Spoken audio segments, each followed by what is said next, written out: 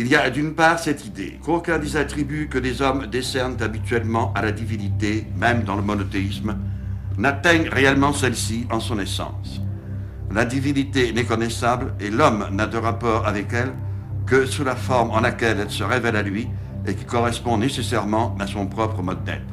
Elle est la forme humaine en sa perfection et c'est cette perfection que signifie la personne de l'imam. Celle-ci est la manifestation divine, la théophanie. Ce n'est pas une incarnation au sens du dogme chrétien, bien qu'ici l'idée de théophanie rejoigne celle d'un ancien christianisme resté en marge de l'histoire, celui de la gnose.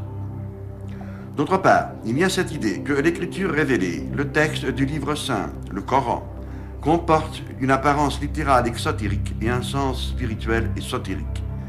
La connaissance de celui-ci signifie la nouvelle naissance de l'âme, son salut et sa libération.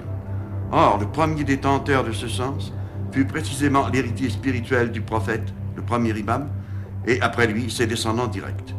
Finalement, ce sens spirituel, c'est lui-même, non pas certes son individualité empirique et historique, mais le secret de la personne de l'imam investi d'une fonction cosmique.